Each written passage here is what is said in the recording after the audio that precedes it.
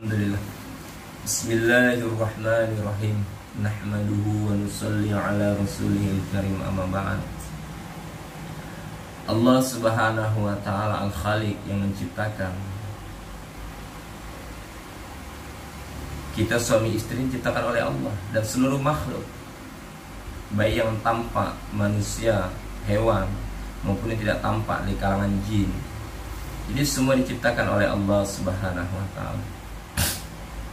Kemudian Allah subhanahu wa ta'ala yang telah memelihara daripada diri kita, laki-laki dan wanita, dimanapun berada, dalam pemeliharaan Allah, dalam penjagaan Allah subhanahu wa ta'ala. Bahkan pernikahan kita juga dipelihara oleh Allah, dijaga oleh Allah subhanahu wa ta'ala. Berapa banyak hari ini pernikahan ini yang tidak dijaga Allah, yang tidak dipelihara Allah, sehingga na'udzubillah harus berpisah antara suami dan istri. Kemudian jatah rezeki dalam pernikahan kita ini, Masya Allah, Allah yang tetapkan, Allah yang tentukan berapa banyak jatah rezeki dalam pernikahan ini, laki-laki dan wanita, dalam rumah tangga dia. Ini dalam ketetapan Allah subhanahu wa ta'ala. Maka dikatakan dalam satu hadis, an-nikahu miftahu rizki, nikah ini kunci pembuka rezeki.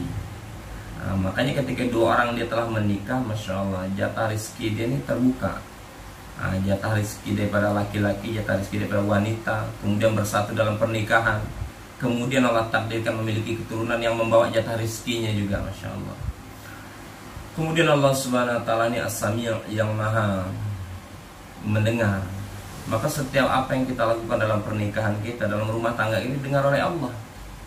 Laki-laki, seorang suami yang dia bermaksiat juga, dia pembicaraan dia dengar oleh Allah subhanahu wa ta'ala. Seorang wanita juga seperti itu.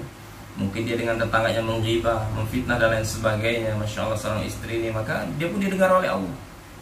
Lillahi ma fis samawati wa ma fil ard wa in tubdu ma fi anfusikum aw tukhfu yuhasibukum bihillah. Jadi milik Allah subhanahu wa ta'ala apa yang ada di langit dan di bumi, 7 lapis langit, 7 lapis bumi, dan Allah subhanahu wa ta'ala mendengar apa yang keluar daripada lisan kita dan apa yang ada dalam hati kita, dengar oleh Allah subhanahu wa ta'ala. Kemudian Allah subhanahu wa ta'ala ini, Masya Allah, pendengaran ini bukan seperti pendengaran manusia, pendengarannya bukan seperti pendengaran hewan, pendengarannya bukan seperti pendengaran makhluknya, tapi pendengaran Allah subhanahu wa ta'ala tidak berbatas. Tidak berbatas ruang, tidak berbatas waktu, tidak terbatas oleh tempat, Masya Allah. Dan Allah subhanahu wa ta'ala memberikan kita pendengaran, Masya Allah, hebatnya Allah subhanahu wa ta'ala menjaga pendengaran kita. Coba hari ini kita manusia ini pendengarannya tak berbatas. Orang di Papua ngomong kedengaran, orang di Jawa ngomong kedengaran, kucing ngomong pun kita paham, hewan, tumbuh-tumbuhan bertasbih pun bisa-bisa kita jadi orang stres. Tapi Allah SWT batasi gitu. Pendengaran manusia ini cukup dalam radius tertentu. Lewat daripada itu manusia tidak bisa mendengar. Ini untuk kebaikan kita hamba, dan ini dalam penjagaan Allah Subhanahu wa ta'ala. Kemudian Allah Subhanahu wa ta'ala Al-Bashir, Allah SWT yang maha melihat. Penglihatan Allah subhanahu wa ta'ala tak berbatas ruang, tak berbatas tempat, tidak berbatas dimensi. Tidak sebab daripada ada cahaya terlihat, tidak ada cahaya tidak terlihat. Tapi Allah subhanahu wa ta'ala kuasa melihat seekor semut hitam di atas batu hitam, di malam yang gelap gulita tanpa ada cahaya sedikit pun. Ini dalam penglihatan Allah, dalam penglihatan Allah subhanahu wa ta'ala. Jadi Allah subhanahu wa ta'ala melihat kita. Seorang suami tidak dilihat oleh istrinya, tidak diawasi oleh orang-orang di dalam satu ruangan, ini juga dilihat oleh Allah subhanahu wa ta'ala. Begitu juga seorang istri, kemanapun dia pergi, bersama siapapun, senantiasa dilihat Allah subhanahu wa ta'ala, senantiasa dilihat oleh Allah subhanahu wa ta'ala. Mungkin suaminya tidak melihat dia pergi kemana, tapi Allah subhanahu wa ta'ala melihat dia. Allah subhanahu wa ta'ala tahu di mana letak dia, bersama siapa dia pergi, melakukan pekerjaan yang halal atau melakukan pekerjaan yang mendatangkan murkanya Allah subhanahu wa ta'ala. Dilihat oleh Allah. Kemudian Allah subhanahu wa ta'ala Al-Alim yang maha mengetahui. Kondisi kita diketahui oleh Allah. Mau kita ada duit, tidak ada duit, banyak masalah, tidak ada masalah, sedang sehat, sedang sakit, semua diketahui oleh Allah subhanahu wa ta'ala. Semua diketahui oleh Allah subhanahu wa ta'ala. Tidak ada yang lepas daripada pengetahuan Allah subhanahu wa ta'ala. Keinginan kita ini, hajat kita ini, harapan kita ini, semua Allah tahu gitu. Cuman sekarang perkaranya, mau enggak kita minta pada Allah. Hebatnya Allah subhanahu wa ta'ala, bedanya Allah dengan makhluk nih, Kalau kita kepada manusia, semakin kita minta, semakin manusia marah. Minta sekali, manusia suka. Minta 2 kali, istri lah minta ke suami sekali, minta duit, kasih 2 kali, suami masih suka, 3 kali, 10 kali mungkin suami marah dah. Malah minta ya terus kan. Tapi Allah beda gitu. Ini bedanya Allah dengan makhluknya. Allah ini 1 kali kita minta, Allah senang. 2 kali kita minta, Allah tambah senang. 3 kali Allah tambah senang. Semakin sering kita minta, semakin Allah tambah senang. Jadi bagaimana kita menjadi hamba nih, belajar meminta hanya kepada Allah. Kemudian bagaimana kita menjadi seorang hamba, menjadi seorang istri, menjadi seorang suami, curhatnya kepada Allah. Allah nih udah tahu gitu, cuma pengen dengar kita nih curhat. Kalau kita curhat pada suami, beresiko lepas daripada mungkin masalah kita, aib kita. Ada batasannya. Curhat kepada pasangan kita ada batasan, tapi curhat kepada Allah tidak ada batasannya. Tanpa ada batasan apapun bentuknya. Curhat kepada Allah, dan Allah SWT yang kuasa daripada menyelesaikan masalah-masalah kita. Sebagaimana janji Allah, fa inna ma'al yusri yusran, inna ma'al yusri yusra. Dalam satu masalah kata Allah, aku siapkan 2 jalan keluar. Jadi masalah ekonomi 2 jalan keluarnya, masalah penyakit 2 jalan keluarnya, masalah anak ada 2 jalan keluarnya. Satu masalah rumah tangga ada 2. Jadi janji Allah dalam satu masalah ada 2 solusi, 2 jalan keluar. Cuman terkadang kita ini tidak mau curhat ke Allah, tidak mau minta kepada Allah Subhanahu wa ta'ala. Jadi Allah Subhanahu wa ta'ala alim. Kemudian Allah Subhanahu wa ta'ala telah buat satu ketetapan dari kehidupan dunia dan di akhirat ini. Allah Subhanahu wa ta'ala buat satu ketetapan bahwa ketika pernikahan kita ingin bahagia, rumah tangga kita ingin bahagia, kita menjadi suami-suami yang bahagia, istri-istri yang bahagia, maka suami istri dan pernikahan ini Allah Subhanahu wa ta'ala akan bahagiakan ia di dunia, sukseskan ia di dunia, dan selamatkan ia di akhiratnya Allah Subhanahu wa ta'ala. Bahkan Allah muliakan dia dunia dan akhirat. Maka pernikahan ini, suami istri ini wajib mengamalkan agama ini secara sempurna. Jadi masuk ke dalam Islam, mengamalkan perintah Allah, menghidupkan sunnah Nabi SAW secara sempurna, sesuai yang dicontohkan oleh baginda Rasulullah SAW. Karena keadaan pernikahan umat hari ini, ada yang mengamalkan perintah Allah sempurna, tapi tidak dengan cara Nabi. Ada yang mengamalkan perintah Allah setengah-setengah. Udahlah setengah-setengah, tidak ikut cara Nabi. Nah, bagaimana yang diinginkan Allah agar kita ini bahagia, sukses, kehidupan kita mulia di dunia dan di akhirat ini, mengamalkan agama, mengamalkan perintah Allah, menjauhi larangan Allah SWT secara sempurna yang dicontohkan oleh baginda Nabi SAW. Nah, siapa manusia yang mampu untuk mengamalkan agama secara sempurna sesuai dengan contoh Nabi?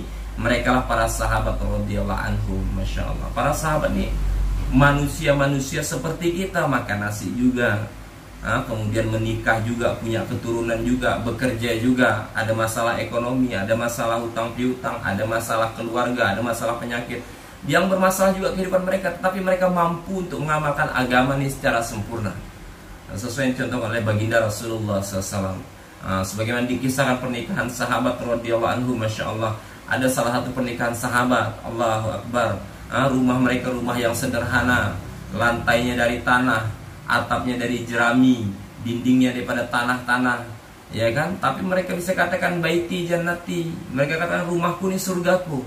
Suaminya katakan rumahku surgaku, istrinya katakan rumahku surgaku, anak-anaknya katakan rumahku surgaku. Padahal rumah mereka rumah sederhana, pakaian mereka hanya hari ini dipakai, kemudian besok ada untuk ganti satu, hanya 2 helai, satu dicuci, satu dipakai. Makanan mereka makanan yang sederhana, cukup untuk mengenyangkan daripada lambung-lambung mereka, dan cukup untuk mereka bersedekah. Tidak makanan yang bermewah-mewah, tapi mereka bisa katakan baiti jannati, rumahku surgaku. Mereka bisa bahagia dalam pernikahan mereka, mereka bisa bahagia dalam keluarga, anak keturunan mereka bisa jadi anak yang soleh-soleha. Karena dengan pertolongan daripada Allah Subhanahu wa ta'ala. Karena apa? Kebahagiaan Allah letakkan hanya dalam mengamalkan agama secara sempurna. Sehingga walaupun rumahnya rumah sederhana, kehidupannya kehidupan sederhana, tapi ketika hidup wujud amal agama dalam rumah tangga mereka, dalam pernikahan mereka, pasti Allah tenangkan hati mereka, Allah bahagiakan hidup mereka, Allah muliakan mereka, Allah selesaikan daripada masalah-masalah mereka, Allah tunaikan daripada hajat-hajat mereka. Ini contoh para sahabat radhiyallahu anhum. Sehingga ketika kita ingin sukses, maka kita contoh para sahabat. Bagaimana para sahabat ini, masya Allah, bisa mengamalkan agama secara sempurna. Insyaallah kita niat ya. Semoga Allah Subhanahu wa Ta'ala berikan kita kepahaman, bertambahnya ilmu, bertambahnya kepahaman sehingga wujud untuk kekuatan amal. Dan semoga apa yang kita lakukan ini Masya Allah kita niatkan menjadi asbab hidayah untuk kita, asbab diterima amal sehingga Allah ampunkan dosa kita. Ya kan, Allah Subhanahu wa Ta'ala selesaikan masalah kita, tunaikan hajat kita, jadi asbab hidayah untuk umat seluruh alam. Kemudian jangan lupa kita saling mendoakan. Pertama doakan untuk pribadi kita, kemudian doakan untuk seorang istri mendoakan suaminya, seorang suami prioritas utama mendoakan daripada orang tua dia, kemudian mendoakan daripada istri-istri dia, anak-anak dia, kemudian mendoakan daripada kaum muslimin dan muslimat. Barang siapa yang mendoakan kebaikan untuk satu saudara muslimnya, Masya Allah, Allah SWT akan kirim 70.000 malaikat mendoakan perkara yang sama. Misalnya ada satu orang kawan kita, kita doakan, ya Allah ini si fulanah, ya Allah mudahkan rezekinya, panjangkan umurnya, kuatkan imannya, sempurnakan daripada amal ibadahnya. Maka 70.000 malaikat yang Allah kirim akan mendoakan perkara yang sama untuk kita.